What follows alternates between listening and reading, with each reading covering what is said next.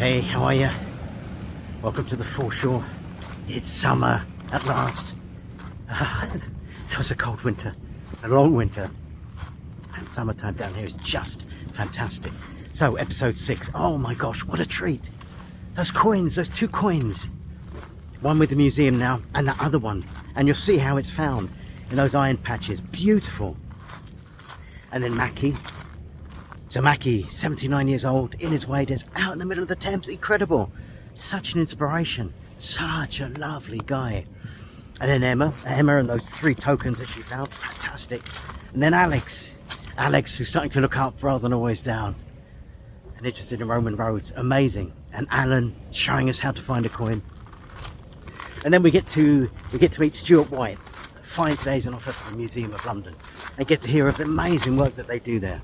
Absolutely fantastic. Yeah. Episode 6. Enjoy.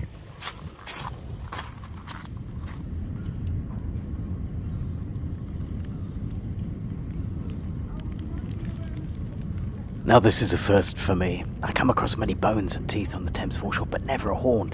I'm also aware that there's a handle from a jug there just on the left, which may well have been from a Bartman jug, but I didn't pick that up, I left it there. I was fixated by this because I'd never found a horn before, or a horn attached to part of a skull. Quite beautiful and horrendous in equal measures. I'm assuming that this is probably from a cow, I would think, though I don't know 100%. If you know, as always, please do let me know.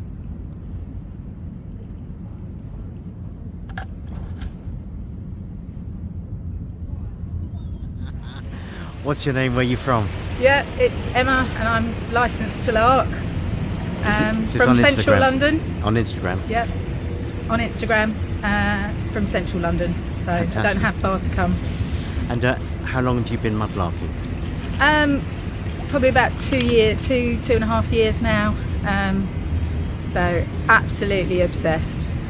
Got my license, but then didn't come for 6 months because I was too scared to come down the stairs. But then, like the lottery, somebody said you got to be in it to win it. If you're not down there, you're not going to find anything. So got some knee pads and came down. And so it's quite early in the morning. I was down here at 7:20, which is not that early. It's not early. Yeah, that's not early. But it feels early to be doing this. How's this morning? It was very misty this morning when we got down here, but no, really not found anything this morning. I've been quite unlucky, but it's just nice to be out in the sunshine now and with friends. So yeah. So you say we, so there's a group of you? No, it's just pretty much whoever is down here is down. We know we're going to see somebody because we know when everybody comes down 2 hours beforehand. So we pretty much know that you're going to see somebody you know. We don't arrange anything. So I saw somebody down there, and you mentioned it earlier. Somebody's got like a number on their back, like they've been running the marathon. What's that about? Yeah, they're from the Society of Mudlarks. There's a special group of 50 of them that are allowed to do. They have special permissions to dig and scrape in areas where the rest of us is fines only. Is eyes only. Right. You pretty much have to wait for somebody to give up their licence.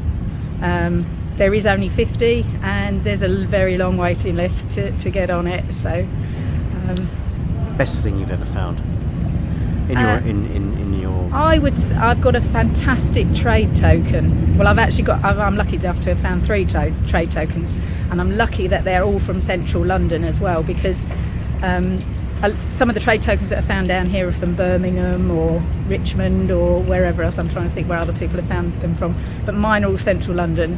And one of my favourites is one from Little Britain, which is just a road just behind St Paul's. So yeah. I absolutely love the fact it says Little Britain. Yeah, I know Little Britain. It's really funny because whenever I've gone past it, I've kind of chuckled and thought, oh, it's Little Britain. Yeah, I know. You're going to have to look at it on the map to understand that. Yeah, exactly. Scariest moment on the foreshore? If you have one. I've never been cut off by the tide. Well, yeah, I have at Battersea, and I had to run I went to one gate, and the gate was padlocked. No. So literally running really fast over huge rocks to get to the other end as quickly as I could before the tide came in. and my heart was just beating like mad. So again, make sure you've got your access routes and you know where you can get off, because somebody had padlocked the gate that I was expecting to be able to get through, which they're not allowed to do, but apparently local residents had done it to stop people going down at that point. So that was dangerous. Top tip, knee pads. I would definitely say my whole world opened up when I got knee pads. I was just wandering up and down the foreshore. Oh, I can't find anything. The minute I got knee pads, the whole world opened up and I was finding lots of things. So yeah, basically get your face 6 inches from it's from a the game ground. changer, isn't it? Absolute game changer. Yeah, and I started to find coins and lots of beads, because I'm really into beads. Particularly trade beads are things that I would love to be finding. I have found a few, I've been lucky enough, so definitely it's a game changer. Yeah. Thank you so much. No worries. Great Take to care. meet you, and I see you around. And you. See you Take soon. care. Bye. Such great advice from Emma. Get knee pads and a whole new world opens. Please do check out Emma's Instagram. Absolutely stunning, some of the things that she's found. This stretch here I was intrigued by because of all the shells. Now, they seem to be coming out of the mud, and I don't know whether they're native or whether that was ballast dropped from a ship, but absolutely fascinating, just this particular stretch full of all these seashells.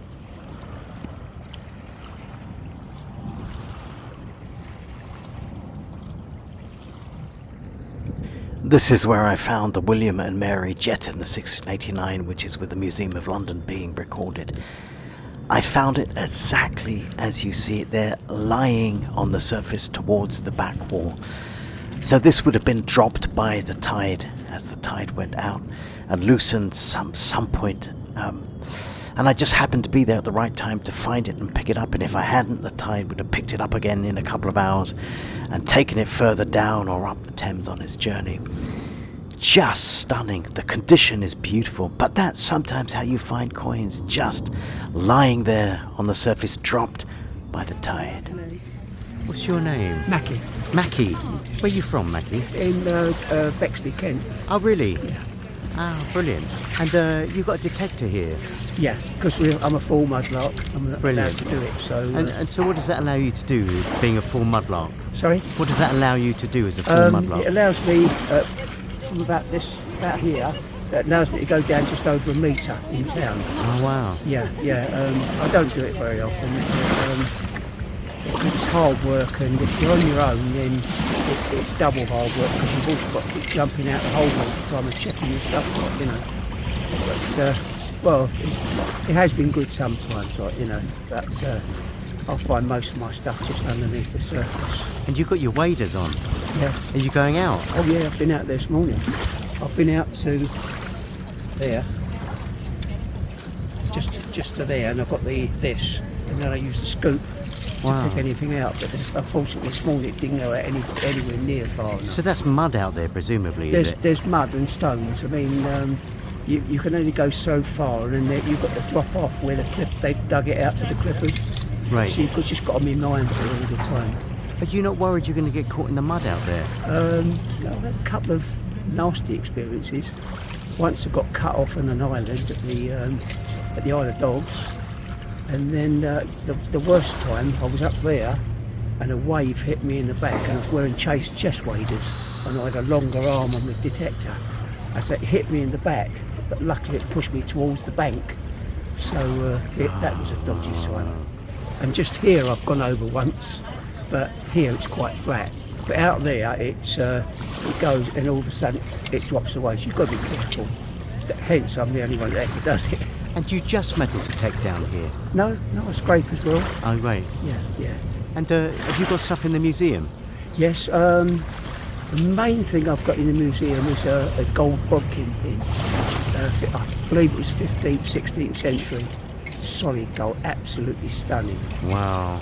I've got other bits and pieces, but that's the most special thing to me. Like, you know, I've had a couple of tankards, but they wasn't interested in them. One I got straightened by a pewter man, and the other one I'm straightening myself at the moment. Like, you know, and I've got it 3/4 back to how it should be. Wow. The thing is, there's a crack right through the middle. I've just got to find somebody to weld it invisibly. You're going to repair it? Yeah, just to do that part of it. I might end up doing it with lead solder. Yeah. Eventually, I suppose it was dark and all that, but it was just an ongoing project. It's so good to find it. The first one was a guy in at the Anchor Public House over there. Yeah, yeah. And it was about 1680, sorry, 1690. It was William III. So it was after Mary died, William took over on his own. So it's about between 1692. Because she died, I believe, in 1691, early 1692. So it's just lovely to find something like that. It's special, right? If you, your top tip for a mudlark, what's your top tip, or for a detectorist on the Mind Thames? your back. Mind your back. Always keep your eye on the tide and the boats. Yeah. The clippers come by and you've got your back to them, you could quite easily get overwhelmed and go in. Yeah. I've had a few bad experiences, or almost bad experiences. In fact, the one which I told you about, when it hit me in the back, a friend was with me, the very next day went out and bought me a life vest. So he makes sure if I go out there I've got it, but I haven't got it today. And what did you, I'm assuming you're retired, are you? Yes. So what did you do before you retired? HGV driver. An HGV driver? Yeah. Oh, really? Amazing. Yeah. So, well, I don't know how that's long I'll be doing. I'm 79 now, so... 79? Yeah, so... 79 and you're out there wading in the Thames? Yeah. Oh my gosh, amazing. Idiot. No, it's just me, I brilliant. mean, it's just me. It's just something I've done since, for about 20 odd years, and it's just a thing that you're being on your own, and you're the only one who's going to find it, because nobody else is going to find it unless there's an extremely low tide, and we're not getting them now. Yeah. So it's fantastic. Thank you so much. You're more than welcome. So great to meet you. Yeah. Thank you. What an amazing guy. I'm so happy to meet Mackie. I really hope that our paths meet again. Just an incredible, really deeply inspiring human being. 79 out there in the middle of the Thames. Brilliant.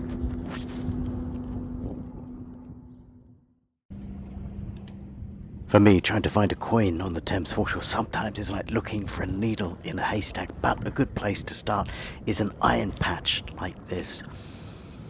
Now, the first thing I do is scrape away just that layer of iron and then see what's underneath, and in this case it was sand, and then just very gently move that sand to one side, and in this instance this little beauty popped up. Just stunning. Now, I wasn't sure what this was. It had the letters A and R written on it, and it looked like a female head. I reached out, and through various sources, it came back that this is actually from 1648. It is an ardite from the city of Barcelona with the bust of Louis XIV, King Louis XIV of France. Now, when this was struck, he was only 6 years old. So the head that you see on there, that the bust, is from a 6-year-old king of France for a Spanish coin from Barcelona. Just absolutely fantastic. Quite wonderful and unique. And I have an appointment with the Museum of London in November, and I will take this for sure and see if they would like to record it. Stunning find. Hey. So, I am Tudor Pin Hunting. Now, if I'm honest, I don't really know what I'm doing, but I'm going to try and put into practice what I learned the other day from Alan. And I'm looking at this particular spot, and I found one already, which is here. So I'm sensing if there's one, there's probably more. I don't know if you can see it. Tiny. How I even see that, I have no idea. Anyway, I'm going to put it down, and let's see if we can find some. Here and down a bit further. So let me see here, right?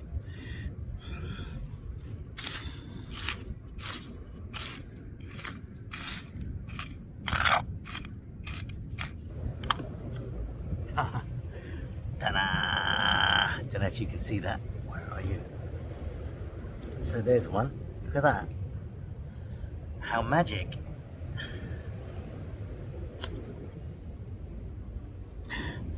There's another one. So why so many here? Was there a spillage, maybe? I don't know. Or did somebody take them all out and just dump them? I don't know. Probably a spillage, isn't it? Who knows? I mean, you don't really know how something got there. You can make lots of guesses, but... See, they're tiny, aren't they? So what I'm also looking for here is garnets. Now, I don't know if there's any garnets here, but only because I was looking for them the other day and I found some with Alan. So I tell you something, this is a real test for your eyesight. I mean, it's quite early in the morning. I mean, not super early, but early enough. And yeah, I wonder if I should wear my glasses. Maybe I should wear my glasses. I might actually see what I'm doing. So this bit is sandy, right? Don't know if that helps. I mean, I don't know. All these questions I should ask. I should have asked, really, whether it's the sand. But then I found some in the sand before, so the sand might help. Anyway, let's have a little more look here.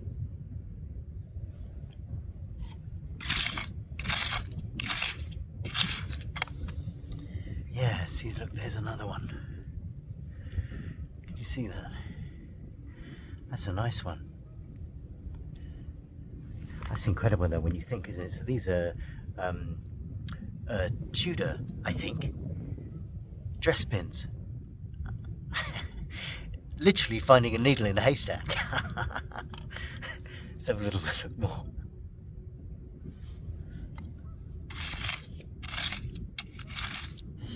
It's interesting. One of the things Alan was saying also about this is that once you've kind of scraped one way casually, then you should go back and scrape back. Look, there's another one. That's ridiculous, isn't it? I mean, how amazing is that? Just I mean, look how big the foreshore is for one, and then to find something so tiny, but to know where they might be. I mean, that's something else, isn't it? How amazing.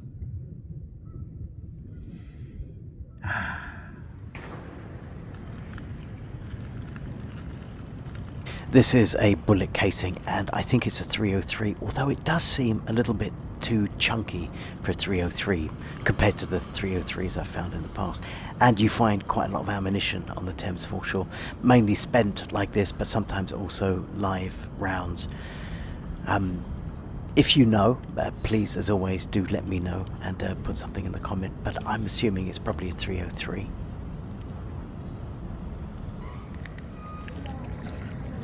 So this made me laugh. It is actually only made me laugh because it looks like a tiny trumpet. I mean, it is a bent nail, but it could also be a little trumpet. I think I'm 100% sure that is a coin. Sitting right there. See it now? Looks like the edge of a coin. Oh yeah, it is a coin. I can see it. Look, oh yeah, it's a coin. What is it? It's a coin. It's a coin. Wow. What is that? That is. Oh, it's a George. It's a Georgie. Oh, what? It's a George. Look at the profile on that. Look. Yeah, got it. Oh, So a common find on the river. Is it George II or is it George III? I don't. Oh, it's George II. George II. See the two lines there? Yeah. Let's see if we can get a date. 1747, 97, something around that area. I'll try and get a date on it, but normally the date's under the ullage at the bottom, but this one, as you can see, is skirt. So, why did you start digging here? Just scraping, not digging, just scraping, pulling back all these. But why this spot as opposed to anywhere else? Just because I know it. I've been coming here many years, and generally there's lots of stuff laying underneath this metal contamination, all these old tip nails and metal rivets. As you can see, you get down, you get to the mud. Yeah. So this covers that mud. Yeah. So this is like basically a virgin area. Yeah. Because a lot of people won't scrape through it, just because of, you know, how much you've got to put into it. So that's why I've done it. And I mean, good areas for coins, beads, anything really. As you can see, if you look around, it's covered. So scrape that through, and hopefully you're going to get something. Brilliant. Can I ask you, Alan? You mentioned this earlier on. Tell me about your tattoos. My tattoos. So Redriff is Rotherhithe used to be called Redriff, Saxon area. Yeah. Saxon landing point. We got cannons. Obviously, we got the mermaid, and then you've got mudlarking tattoos. Got mudlarking tattoos. Got an anchor with a chain, and it's meant to be a rip. So maritime's in my blood. Then we got a map, and we got all stuff around the back where as the well. treasure is. I love Yeah, that. got a treasure chest there, and we got little dots where you follow the treasure, and obviously we got a dead pirate. That's amazing. Yeah. Keeps going. And we got an octopus there, octopus legs and crosses, and this is all from. This is a nod to mudlarking, is it? It's a nod to mudlarking, yeah. It's just a nod to sort of history and the sort of things we find on the river. You know, why not put it on a bit of ink on your arm? Yeah, amazing. A lot of people do it. It's just a memory from me of, and generally each tattoo reminds me of stuff I found. So that's another way of looking at it. Got shit there as well. Amazing. And this is done by my friend. This is all freehand. This is not transfer. He draws it and then he'll tattoo it. So incredible. Thank you. You're welcome. Now this is most curious. This is on the Isle of Dogs, and over the last 12 months these French red bricks with French lettering have started to appear, and nobody really knows why this sudden invasion of French bricks. But when you put them together like that, gosh, actually they look really quite beautiful, and I'm thinking I should have taken them for the garden. But anyway, they're still there on the Isle of Dogs. Can I ask you a few questions? Yes. What's your name? Where are you from? My name's Stuart Wyatt. I'm the Fines Liaison Officer for London for the Portable Antiquities Scheme. And are you from London? No. Whereabouts? I grew up in Northampton. Ah, right. My parents are both Londoners, so it's not like... and my grandparents all lived here as well, so yeah. Brilliant. So, what do you do here? So my job is to record finds found by members of the public. So there's about 40-something of me, or a version of me, in most in England and in Wales, in most counties. Some are based in museums, some are based in county council. But our job is to record finds found by members of the public. Majority of people of finds liaison officers record objects found by metal detectorists. But in London we're slightly different because we have a big mudlarking community. There's about 5,000 licences issued for mudlarking, and I also have metal detectorists as well who search around but live in London. Mm-hmm. I record their objects, I take them in, I keep them for a certain number of months, I photograph them, write reports, weigh them, measure them, and then that's recorded on our database, which is publicly accessible. And then what's the database called? It's finds.org.uk. Right, great. And is that the Portable Antiquities? Portable Antiquities Scheme, yeah. And so you can research your objects on there, or if you're doing a PhD student and you want a data set, you've got a big vast data set. There's over 1 million objects recorded now on the Portable Antiquities Scheme database. Wow. And there's over 10,000 from London, and most of those from the River Thames. When you say members of the public find stuff, so is that somebody in their garden digging something? Could be. Up? It could be people doing their allotments. People digging. I had a lovely gold medieval object which came in from somebody who was replacing their garden shed and found it under the foundations when they were digging it out. So wow. So you never know where you're going to find something. And when do you have to report? Not have to. When do you have to report it? I was saying, like, would you have to? You know, I mean, but when? What's the criteria for reporting something? Generally, so. With mudlarking, it's slightly different because they're licensed. Part of the license stipulates that you record your objects.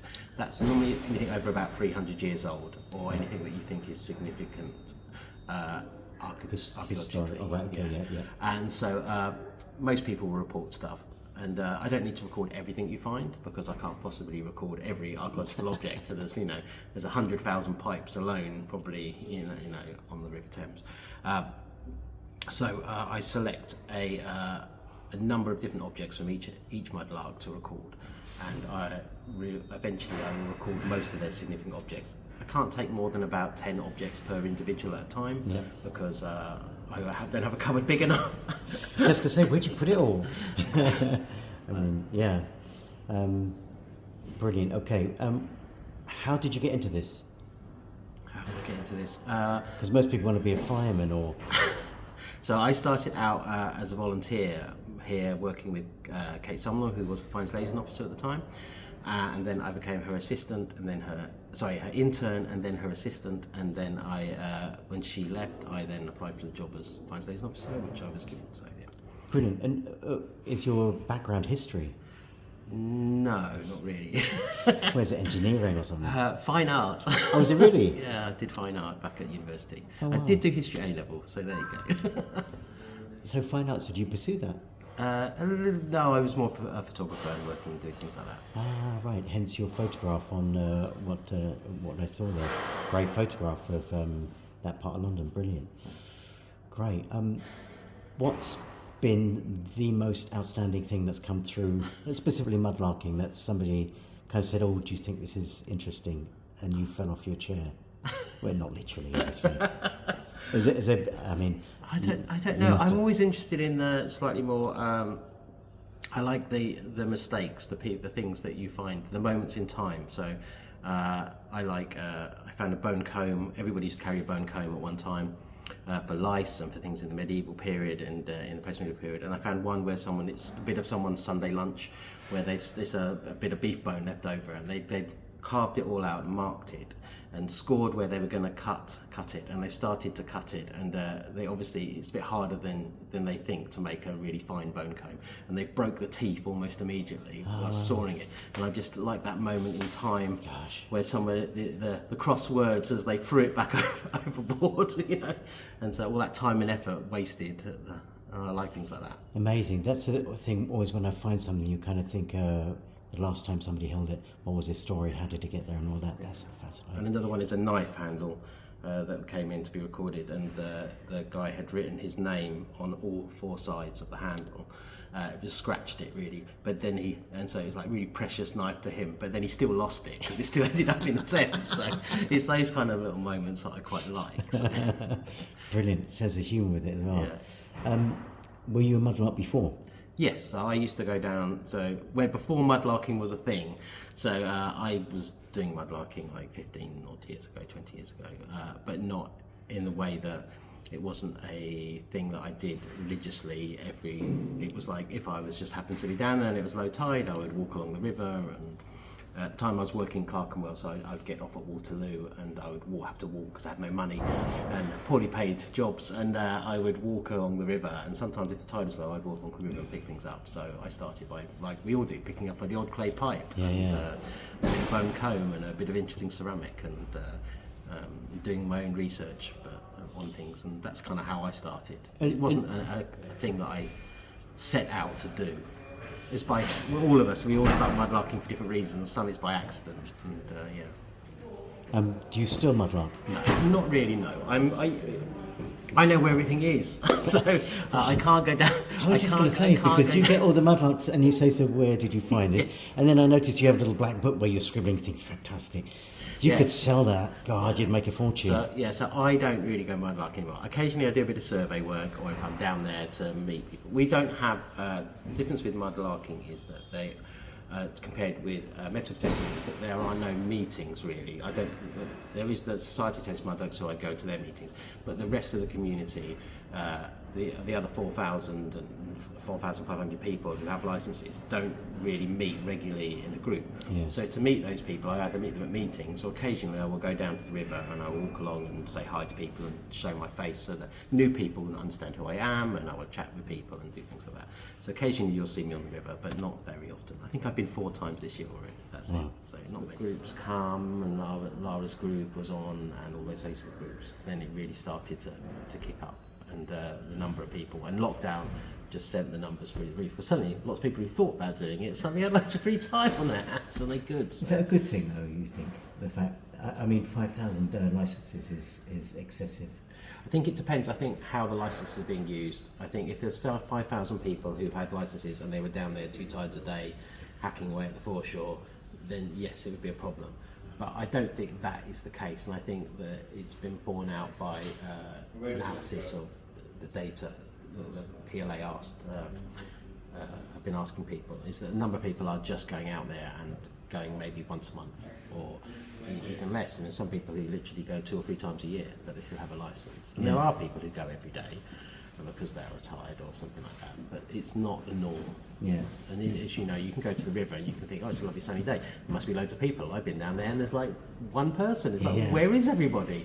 And then you can go on a weekend where it's pouring with rain and there be, it's like yes, exactly. Yeah. So it is dependent on lots of different factors. But yeah, I don't think it's 5,000 people who are going there every single day. So. Yeah, some of my friends who have licenses have never been, but they got licenses off the back of lockdown, post-lockdown, when it seemed to be coming up on a lot of people's feeds as they were finding stuff and it just took off. So they took their license but never pursued it. So I think in the 3 years when that period's gone, there'd be a truer figure. There is a trail-off. I know. I was speaking. There's people who have not renewed their license because they're back to work, and I've had people who brought objects into me, and I knew they've asked for a meeting, and they did a lot of mudlarking, and I said, "Oh, have you got anything new?" And they said, "Well, I haven't found anything. I'm not going out. I've got to go out to work. I can't go out anymore." So, you know, or my wife's had a baby, and I've got no chance. You know, there's a lot of their circumstances change. There's a lot of people who have really dropped off. I've noticed, and that's a lot of the newer people. The people who are regulars who were pre-lockdown are still recording fines. I think we will get down to a certain number, and it will whatever that is. I don't know, but I suspect it will go down to about 3,000. It's good to have the mudlarks out there, I feel. Isn't it? Yeah. I mean, it's good if they weren't picking stuff up, especially the stuff which is. We're slightly different to fields, is that we get a lot of organic material, and so organic material, once it's washed out and gets bashed around, once it gets oxygen on it, if it's sealed in the mud, it's fine. But as soon as it gets washed out, it deteriorates very rapidly. So we don't. So if mudlarks aren't picking things up, then we lose it. So so those kind of things are really important, and that's why we need people down on the foreshore doing things. Yeah. The museum's moving, isn't it? We're moving, yes. We're moving. I think we open 2026, but we're on this site still as staff till 2027, so we're not going anywhere for a bit. Where are you moving to? We're moving to West Smithfield. Right. Yeah, West the meat market. We are not in the meat market. We're going to be in the old the poultry market and the general market. Amazing. Great. Stuart, thank you so much for your time. I'm so happy to meet you again. I first met you at the Waterman's exhibition. Great to see you now. Great to share my finds with you, and look forward to seeing you again. Thank you so much. That's right. I'm a terrible interviewee, so this is why I'm anonymous most of the time. Don't worry, I'm a terrible interviewer. Thanks so much, Stuart. Take care. So this is wonderful. I don't know if you can make out what it is, but here, actually, and it's super heavy. This is gosh, like a cast iron little cauldron. Beautiful. Shame the rest of it isn't there, but there's the handle on it. Anyway, how wonderful.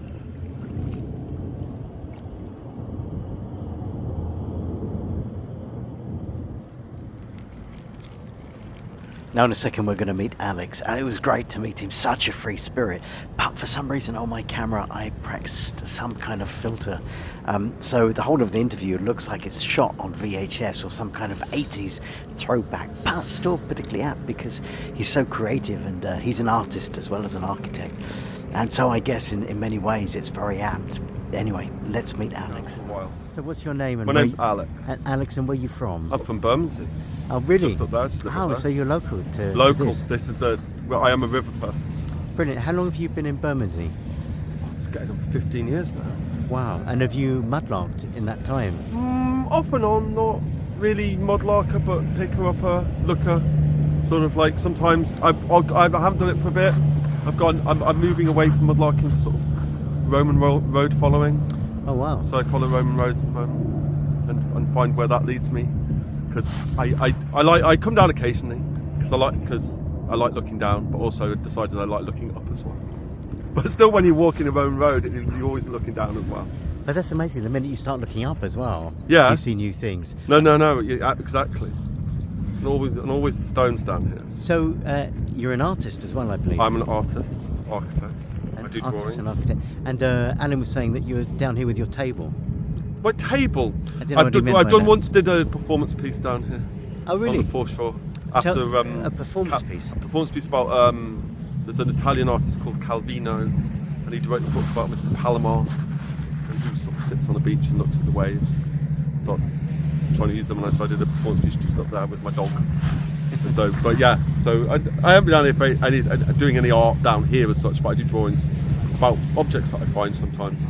And do you show that online? It's on Instagram a bit. What's your name on Instagram? Oh God. Look up Alex James Chalmers. Great, I'll put it on here. I'll put it on the Alex video. James Chalmers. And that dealt with a lot of stone stuff, but now it does the more drawing things like that. And there's a couple of like drawings about objects that I found and things like that. And I tried to use it for my teaching as well. Can I ask you a top tip for a mudlark? What would be your top tip?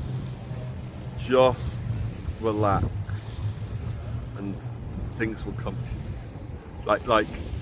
And it's I always find that when I'm just not thinking about finding, then I find. But if I'm like, oh, I'm going to find something today. Oh yeah, it's going to be great. This is going to be the best tide ever. No, usually not. But when it's like off the cut, like my best objects, always when I've like come down for a little bit just to sit, and then go, oh yeah, I'll have a look, and then you just, or you think, oh, well, I'm just enjoying the foreshore, and then you go, your eye suddenly finds that thing. You mentioned your best object. What has been your best? My best object. I mean, I have two that come from just. I have a adst, a flint adst, which was from 5,000 years ago. Wow. So that was just there. Amazing. And I remember that time when I found it. I remember it always. I remember the weather. I remember the absolute feeling. And also a mallet bottle, but with the top knocked off. But I found it over on that beach. The tide was coming in. Wow. And it was buried upside down. And you just saw a bit. And there was some reason I felt that it was whole. And it was like pulling. And it was that hard. Feeling. And then was it going to be whole? Wasn't it? Yeah, yeah. And then I pulled it, and it was knocked off, but it's still the most beautiful thing. And then that's one that I liked, and then the tide just splashed over it. And in fact, that wave helped it, sucked it out. And then I keep on going back to find the top. Because I know I'm never going to find the top. I've got loads of tops. So I want to. It's going to be the top will come up, but can't even find a hole. Can't even find where. Like I said, I'm going to find this place, and then.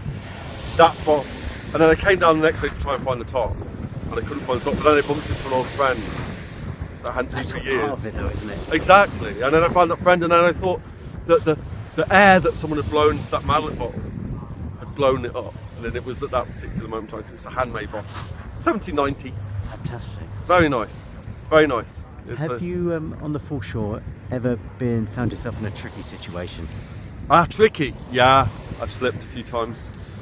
And that always thinks that whatever we'll find. I slipped. Yeah, I think mostly about I'm always worried that I'm going to trip on the rocks. Yeah. Like it's like sometimes you're on your own and and you can you've got to be really careful. Yeah. But on the whole, it's quite safe. But really, that slippiness is the problem because I think where was it? I think it was on one of the. It wasn't. I think it was right down there, and it was like one of the. The tide was really far out, so there was something, and I just it was just. No way, this isn't going to be good. If I'd hurt myself, not good. So that's more like the trickiest situation. Fantastic, thank you. And just to finish, thought for the day. Thought for the day. You look like a gentleman with a hat that has a thought for a day. Always take a chance. Yeah. Sometimes when you find that moment, I've got loads of things to do, but I thought today, the beach called. Tomorrow it might be the Roman road. That's always calling me. That's finding that's a different video, right? If you meet me on my travels, and I like you, I talk to the people I go on my travels, and the Roman road. Once you don't get obsessed with that either, because that's just that's mind bending. But being in London, there's always a Roman road close by, and they lead you further on. But yeah, always take that chance to try and do things. And is it true that all roads lead to Rome?